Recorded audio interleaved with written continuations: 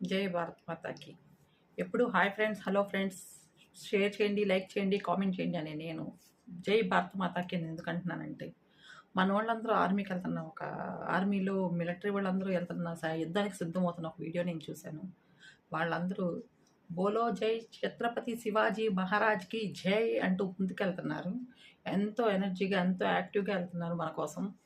వాళ్ళు ఎక్కడన్నా ఒక గ్యాస్ బండ, ఒక మంట వచ్చిందంటే ముందు మనం బయటికి పరిగెడతాం. వాళ్ళు బాంబులు వేయచ్చు, గన్తో పేల్చొచ్చు, వాళ్ళు చచ్చిపోవచ్చు అని తెలిసి కూడా మన కోసం ముందుకెళ్తున్నారు. మన వాళ్ళందరికీ సపోర్ట్ కింద నేనుంటున్నాను, మీరు కూడా ఉంటారని నేను భావిస్తున్నాను.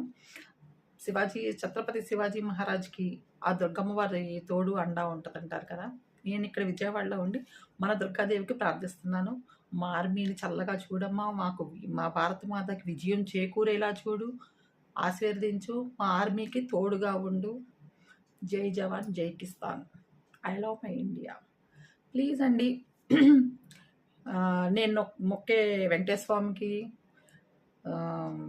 విజయవాడలో ఉన్న కనకదుర్గమ్మని, మంగళగిరిలో ఉన్న పానకాల నరసింహస్వామిని, చిన్న కాకానీలో ఉన్న శివయ్యని, ముగ్గురిని కోరుకుంటున్నాను మా ఆర్మీకి తోడుగా ఉండమని.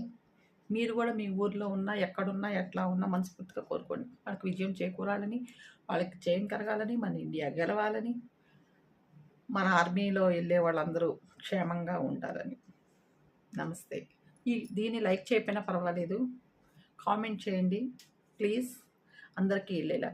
మీరు కూడా ఏదోటి ఛానల్ ఉంటే కనుక మీరు కూడా మన ఆర్మీకి ఇదిగా ఉండండి. బ్రదర్స్, భయ్యా, మీరు మా దేశం కోసం వెళ్తున్నారు, మేము మీకోసం ప్రార్థిస్తున్నాం. నమస్తే. విజయం మందే, కంగారు పడమాకండి. జై భారత్ మాతాకి జై. జై శివాజీ మహారాజ్కి జై.